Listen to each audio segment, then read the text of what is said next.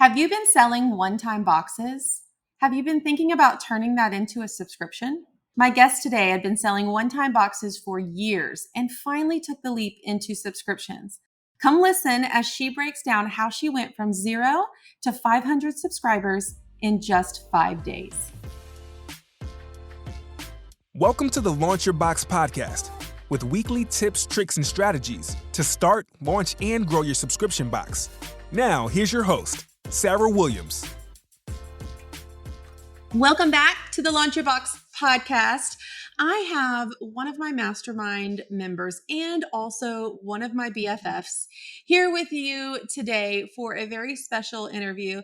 Cindy and I have known each other for several years right now. We make it a point to go on vacation together at least twice a year. And we're actually getting ready to go on vacation next month together, and I'm really excited about it. But I have to share Cindy with you today because she did something really incredible last month. And I just knew she would be the perfect guest for the podcast today. Cindy, welcome to the Lunchbox podcast. Why don't you just do a little introduction to who you are, your business, and what you actually do? Okay. Hello, everybody, and thanks for having me, Sarah. Feel like I'm talking to my little friends. My name is Cindy Manley, and I have a membership called the Shattered Circle. Now, that derived from my main business, which is Art Shattered. I started Art Shattered in around 2011, just basically making glass and resin art for myself and selling on Etsy and selling in a couple of shops around my little town I was living in. And I kept getting people asking questions about the specifics of how to create the art. You know, where do you get your glass? What resin do you use? How do you do this? How do you do that? And I felt like I could make this into a business. And so when you and I met, I think we were just starting a subscription business together, memberships, and that kind of catapulted me into the Shattered Circle, which is a membership group where I actually teach start to finish how to create art using glass and resin. Now, we teach all aspects of art in there. We use plasters, we use paints, mixed media, papers, all kinds of stuff. And then we add glass and beads and resin to just create a three-dimensional, very different art look. And it has been wonderful. It has been so much fun. I think that everybody who sees this art for the first time are just mesmerized by it. And so it has really opened up some doors for me. So I'm having a great time. So we met, I think 5 years now, Yes. Cindy, because we met in the spring of 2018. And Yes. so we were building memberships back then, and you started your Shattered Circle membership. And tell me, so 5 years later, tell me how many members you have in the Shattered Circle. Right now, I am right around 1,200 members inside the Shattered Circle. I started with 54 and went 5 years ago. So, yes, 5 years in August is my anniversary date for my membership. And 5 years ago, when I got 54 members, you would have thought I'd lit the world on fire. I was so excited.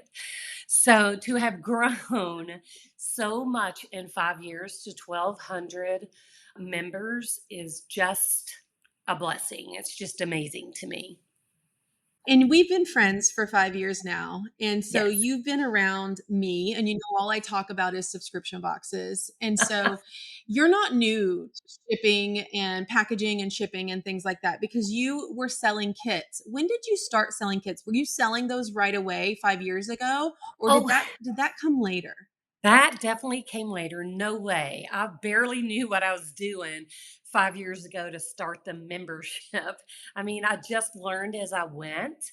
And my founding members, those first 54 people, probably went through a lot with me because I was just, they were like my little guinea pigs, bless their hearts. I still have over 20 of those members still in my membership today. But as I keep watching you and a couple other people that we were all in our little group together who were putting together boxes and subscriptions. And I just thought it would be so interesting. And it was how I started shipping boxes was kind of born from people who were really interested in creating the art, but they were having a hard time finding all the pieces, like putting all the pieces together. Yeah. Where do I get glass? Where do I get resin? How do I find this? Where do I find that? So the very first box I ever did was for my boot camp. So after my Shattered Circle business picked up, I created a course. It's a 4-week beginner's course, just teaching the basics of how to do your first how to do your first glass art piece. And I created it for people who just want to get their feet wet and see if they wanted to join a monthly membership. So with that 4-week course, I created a box. So we were only selling it to people who were joining that boot camp course and only as an option. So the very first Okay. time we did the boot camp course, we probably sold 75. And I thought that was amazing. I could not believe we sold 75 boxes. But over the course of time, I started adding boxes here and there for challenges. Like we would launch our membership twice a year, and pre-launch we would always do like a little challenge. And it would be like a 3-4 day challenge where I would go live in a specific group and I would teach them live, step by step, how to create a cute little art piece. And that's where we really started really putting boxes together, because last year at Christmas, it was actually October last year, we had 3,000 people in our Christmas tree challenge, and we could not make boxes fast enough. We literally made, and only because you made me, we literally made 800 kits. I think I'd had this discussion with you about making 500 kits, and then you set me down and said, okay, Cindy, I remember last year when you only made 250 kits, and then people were upset because they couldn't get one. And so after having that talk with you, we upped it to 800 kits for last year's challenge, and we actually sold them all so fast, every one of them, that we created a secondary kit that was like a partial kit, and we sold almost 500 more of those. So last year we So you sold sold, like 1,300 kits, yes, and like it was 1,300 very kits? Yeah. painful. It was very painful, Because and it was a hot mess because we didn't know what we were doing. And yeah, it was just a hot mess. you have these workshops twice a year, and you started Yes, selling these supplemental kits to all your workshop participants. And each year this was growing. It was 250, it yes, was 500, it was 800, it was 1,300. It just kept growing and growing. So yes, now we're in 2023 and you're yeah. like, okay, I think it's time that I turn this into a subscription. Tell me your thought process behind selling the one-off kits and then deciding you needed to have a subscription. Well, the kits are very popular, even though, for a long time I just avoided that the thought. And we had a very small location as well. We had a very small studio location, and I just didn't feel like we could make it happen. And we were not on our game really when it came to putting the kits together and getting them out. But after doing that first big launch with the kits, and that first one was actually 2 years ago when we sold the 250 kits, and I probably could have sold 1,000. I was just it was just kept coming up in the back of my head that I really needed to do this. I really needed to do it. I really need to do it. And I just kept fighting it, fighting it, fighting it, fighting it. And I have so many people constantly asking me for kits. Can you do a kit for this? Will you do a kit for that? Will you do a kit for this?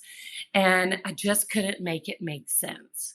But last year, after the Christmas tree challenge, and they sold so fast, and I probably could have sold even more if I'd have had them ready, but we kept running out of materials. We were running all over town. And I sat down after that, and I think you and I actually flew together and talked it out and talked about my process of how I was packing my kits. And you gave me a great process, and it really has made a huge difference in our making sure our kits are accurate. And it just kind of grew from there. And it grew from people constantly saying, a lot of my members are my age. I'm 60. A lot of my members are my age, or a lot of my followers are my age and maybe even older. And it's just hard sometimes to find all the pieces of something, and they often want their piece to look just like mine. And so I decided, after selling all those kits last October, I thought, I've got to do this. I didn't feel like I could do a monthly subscription box because I just didn't feel like I could handle it. I didn't feel like I had enough bandwidth for that. But I started toying with the idea of the quarterly and then making it like a seasonal box. And it kind of just grew from there. I think it started last October after selling all those kits and then sitting down with you when we are all together, and the success that our friend Tamara has had and the success that you have, and just the constant request from people on my page and people who follow me just made the decision easy. So it was super easy to make, and it worked. It worked well. Yeah. So I want to talk about that. So now you've decided, okay, I'm going to do a quarterly subscription because I do have this large membership and I am providing content for them every month, and that's a lot of work. And let's just be honest, you like to go to the beach a lot, so you don't want to be tied Yes. down every weekend to the studio. I already know. And so you have to put it into your life, right? Like, you don't want to just grow out of control and then all the freedoms that you've gained by having your own business are taken away from you, because Exactly. that's the true flex. We can have the freedom in our business, and you've built an incredible business to have the freedom. But what I want you to understand, if you're listening to Cindy today, is that Cindy spent years building her audience. She spent Yes. years nurturing them through live trainings, free videos, free tutorials, paid membership. She had built an audience. And so now when she decided, okay, I'm going to do this quarterly subscription because it's going to fit with my life and it's going to fit with my bandwidth that I have left, and I'm going to do it my way. Tell me, we just launched it back in June. Tell me when you decided to announce that you were going to do a subscription box. I'm trying to think back. I think I really started hard and heavy probably after February in Dallas. Was it February we were all in Okay. Dallas? I think we Yeah. talked it out, hashed it all out, and I really made the decision then and started trying to figure out the logistics of it. And once I started talking about it, probably in April and May, I started kind of talking about it on social media, and just kind of putting feelers out to see what people were thinking and how they were feeling. I got such positive feedback. especially from my members. I literally thought that my members were going to buy all my kits. I really thought they were. But once I started putting feelers out and talking about it, I knew it had to happen because I had so much positive feedback from that. So And did you start a wait list when you started talking about it? I did. We started a wait list probably about 3 weeks before we launched, just to kind of Okay. get a feel around that. So the timeline was about 90 to 60 days out. You started planting the seeds, announcing it, talking about it a little bit. Then, about 3 weeks out, you built the wait list so that you would have a launch list to launch to. Yes. Then we're now in the launch. So now it's June. We're in the launch. I want you to talk to me a little bit about what were some of the things that were most successful during your launch that you did. Well, I think the wait list was very successful because we actually launched to our members first. We gave the people who are in my membership, my monthly membership, first dibs on these kits. So that was very helpful. And I always want them to feel special because they are. I always want them to get the best of me. So we launched to our membership first and gave them the first opportunity to have kits. And then I think secondary was the wait list because after we gave our members like 48 hours to purchase a kit. And so at that point, we released it to the wait list. And we sold probably 50%, 50 to 65% within those two groups, within the membership and the wait list. So the wait list was very smart. And then I think at that point, I literally just followed your launch plan. It was like I felt like I had a cheat sheet, and I literally followed your launch Yeah. plan about posting behind the scenes, about going live, showing them the kit, showing them, talking to them about the benefit of the kit, why they would want the kit. And that was really the whole success behind it, being consistent, posting, following that launch plan that you laid out. And that did it. And actually, we were open until midnight Friday. And at 9 p.m., we sold our last box. And I know you were there Let's and talk you a know little that I bit. cried like a little baby. I was there. I don't want to talk about that. I want to tell them what you did, but I want to talk a little bit about those marketing strategies that Yes. we just named off.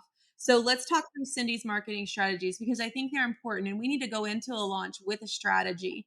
And so for Cindy, she did a series of strategies. So she gave urgency to her members. Her members are her VIP people of her business and they are paying her monthly already. So why wouldn't she want to give them first dibs on access to these kits? So first she marketed to her membership.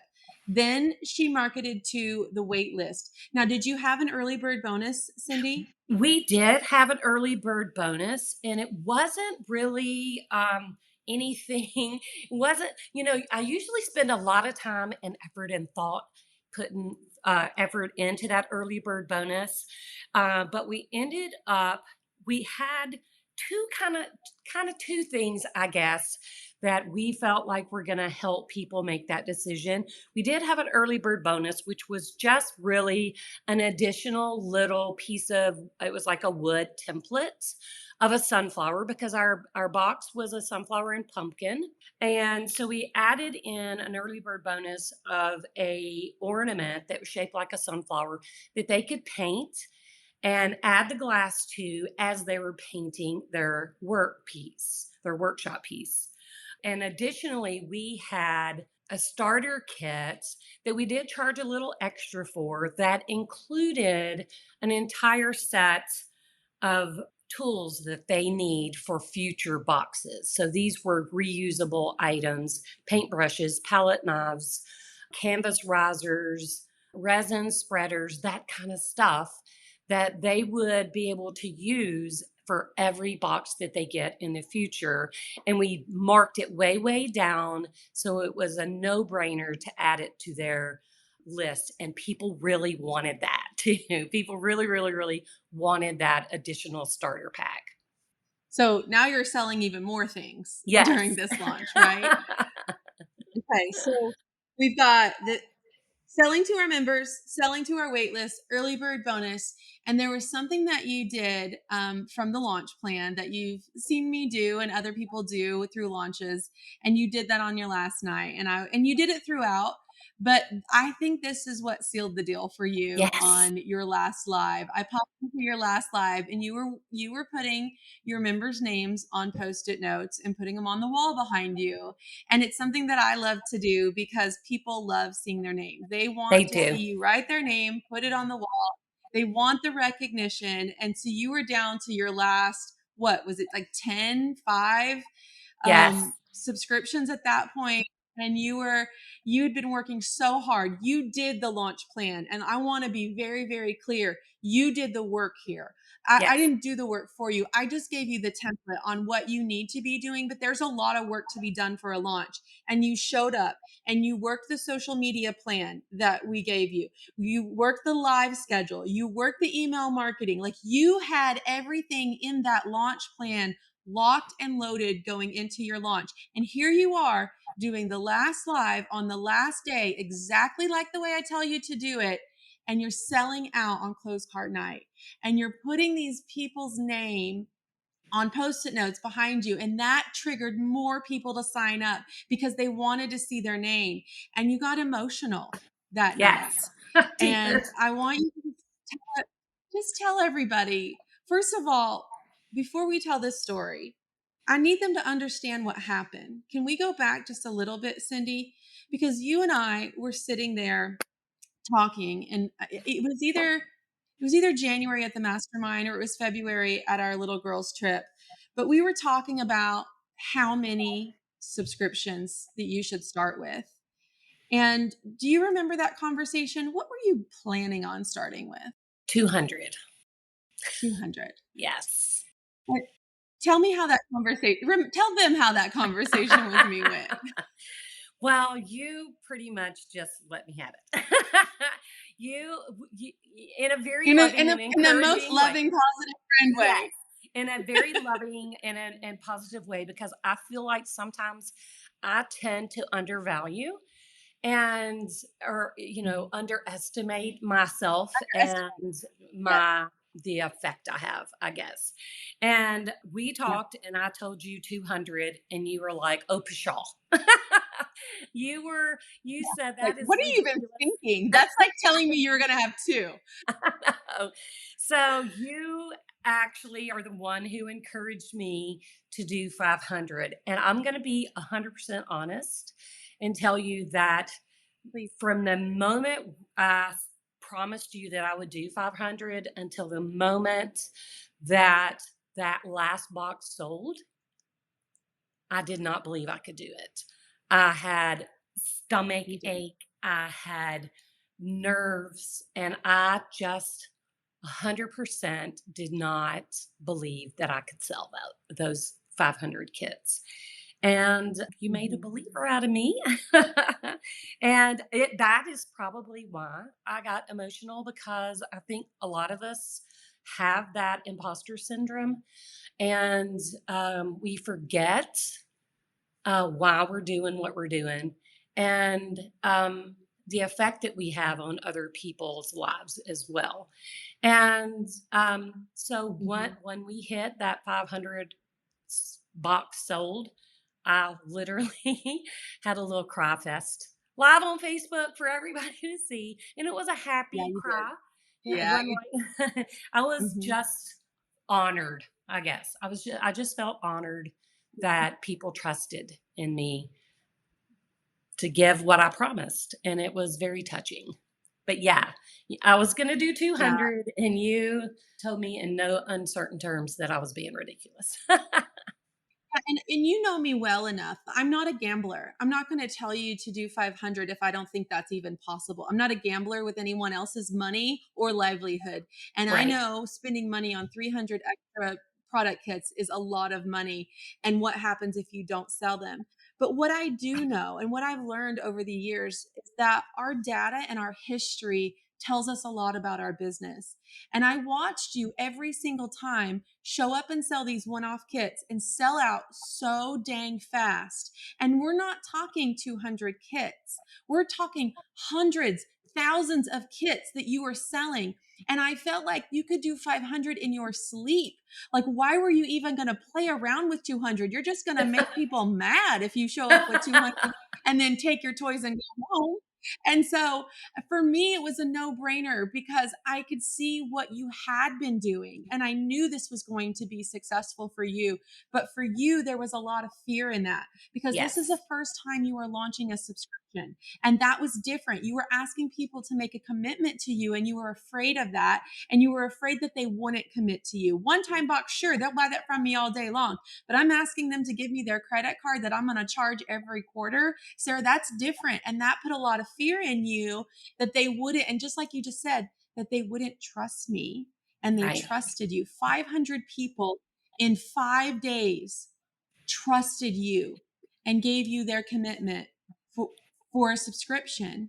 And it became super emotional because you didn't think you had it in you. I knew you had it in you all along.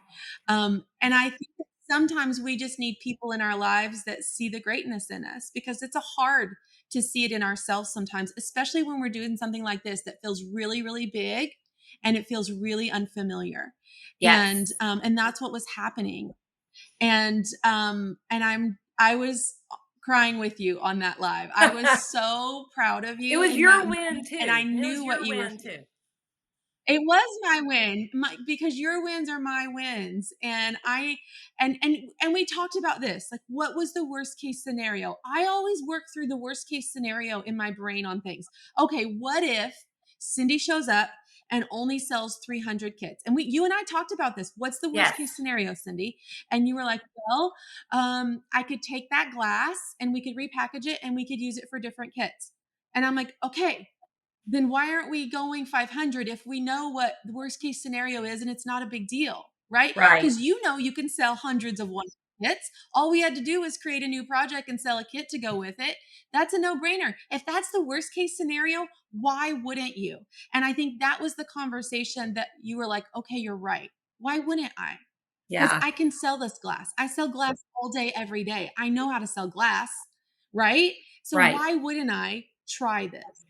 Right. Mm-hmm. And I think sometimes I we think we just have to do need that. we need somebody else outside of our own head, because I think sometimes the person Yeah. in our head is negative Nelly, and we need somebody outside of our own head to make it make sense. It's the self-doubt. You were Yes. doubting your abilities to show up and sell them, and you just needed someone to push you gently. And I Yeah. didn't push you to go sell 1,000 kits. I just pushed you to go, like, you probably could have gotten close. I pushed you to do 500. It pushed you out of your comfort zone.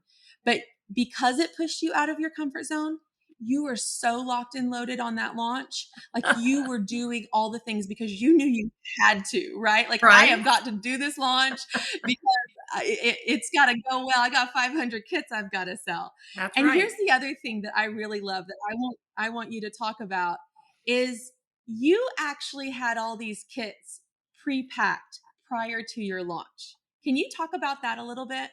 Yes, 100%. They were all packed. The only thing we hadn't done is add our cute little label on it because of the starter packs. Some people would have those and some people wouldn't. So they were already packaged. They were already laid out beautifully in my studio and ready to ship. And we did that because, well, it just makes it easier, I think, once you sell. The negative in me, or that unsure person in me, only wanted at first to like pack up a couple hundred kits, just like I only wanted to make a couple hundred kits. At first I was like, okay, we're only going to pack up 250. And then after we packed up 250, I was like, what am I doing? We're going to sell these 250 and then we're going to be like running around like crazy trying to get these other 250 packed. So I said, we are going to pack all 500 and we are going to have positive attitude that we are going to sell all these kits. And I think that stemmed too from the Christmas tree challenge from last year. in October when Mhm. we still hadn't really had our process down. And it was a crazy few weeks of hurriedly trying to package things. We made mistakes. We made bad errors. We shipped things to people who didn't. I mean, it was a train wreck. So we really wanted to make sure that we were doing right by our customers so that we took our time. We started packaging these way in advance, even before I started launching. We had these boxes packed and ready so that we could ensure that everybody got what was supposed to be in their kit and that it was packaged nicely. And it really panned out. It really made it easy to focus on the launch and focus on doing what I needed to do to sell the kits because the kits were already there. They're already packed and ready to go. Yeah, and I loved when you were like, "And we're done with our launch, and we're already packed, ready to go." I thought, "She's genius." Like, and then you like, did you go to the beach that weekend or something? Like, I you're like, did. "I'm going to the beach. We're already packed and ready to go." I I was like, did. "I'm so jealous of her right now. She's so smart. Why don't I think of these things? I just show up and sell it, and then I worry about it later, right?" So, Right. I want to talk a little bit about before we get done with this episode. I want to talk about what 500 subscribers means for you and your business. Oh my gosh. It it means everything. And it's not even just financially because financially it is a nice bit of extra security because again, I'm single. I am 60 years old. I'm not 30. I don't have this whole years and years and years ahead of me to continue working. So financial security, I'm divorced, and financial security means everything to me. And a lot of that means financial security for me. Adding that extra bit Mhm. of income 4 times a year just adds more financial security to me. And also, it's not even just the money, it is being able to help those people who don't have access or it's super hard for them to go out and find all these supplies and to be able to accommodate those people so that they just have everything they need. All they have to do is open that box and get started. It meant everything. I just felt like that Yeah. was a need that wasn't being met. And so it meant a lot to me to be able to do that. Yeah, I think it's really important because it's not just one side. It's not just the financial aspect of it. It's showing up and loving on your people. And you do a Yes. great job of that in your membership. And now you're able to serve them in a different way. And that's one of the benefits of this subscription is the convenience and the products that you're using and them being able to use exactly what you're using, which is a pain point for your members Yes. sometimes. And Yes. so for you to be able to show up and provide the supplies, the tools, the glass that you're using. I mean, some of the pieces of glass that you use are very unique and it is very hard to find stuff.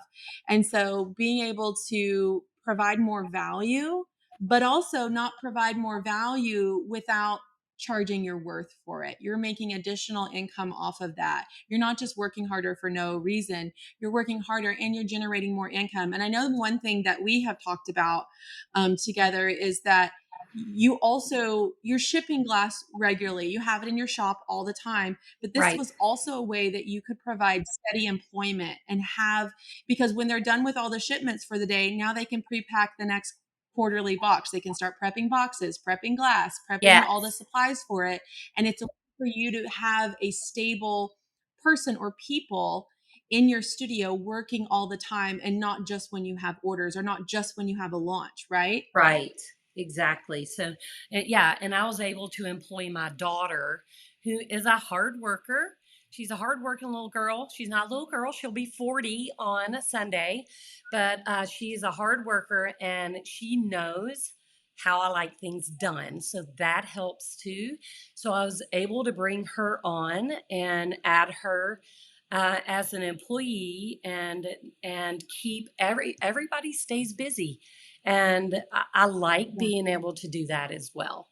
So, what advice, Cindy, would you give to someone listening right now? Maybe they have an audience that they've been serving in some capacity. Maybe they've been selling the one off thing for a while and they're just not sure if they should turn it into a subscription. What advice would you give to them? I would say do it. I mean, I think sometimes you have to step out on faith and listen to what your people are asking you for. That was super important for me.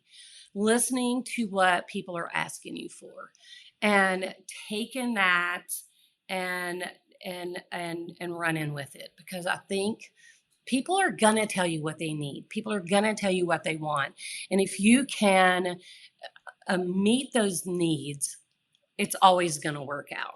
And I think just taking that Yeah. step of faith and believing in yourself, even though sometimes we struggle with that. And, and if you have to start small, start small. I started small. My first box I ever did. I mean, we were making them as we were selling them for the boot camp. And, just believe in yourself and listen to your people, really. Listen to what they're asking you for.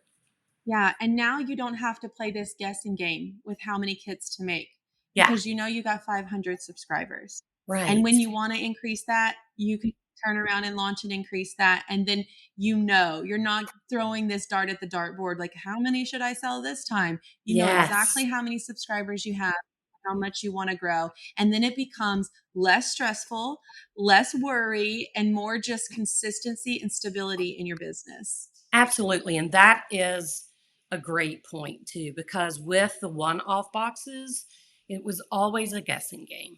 And so with this, I now know that I have to make 500 boxes, and just like in anything, people are going to drop off and people are going to rejoin, and that's going to happen. That's just a natural process.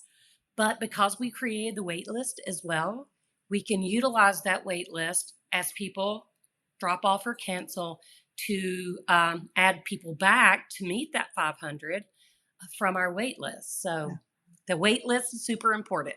It's no longer, yeah. And keep building that in between the cart Yes, too. absolutely. Cindy, where, if they're interested in learning about glass resin, glass art, being a member, or even getting your subscription box, where can they find you? You can find me on Facebook. My page is Art Shattered, just like Broken Glass, Art Shattered on Facebook. And I'm also on Instagram, not very good at Instagram. I'm a Facebook girl, but I'm also Cindy Manley underscore Art Shattered on Instagram. But for the most part, you're going to find me on Facebook. We do weekly lives on Wednesday. So if you want to pop in at 6 p.m. Central on a Wednesday and watch us make a fun art piece, we'd love for you to join us.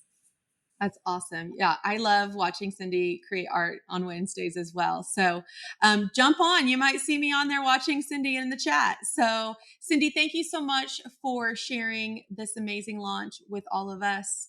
We'll be back next week for another great episode.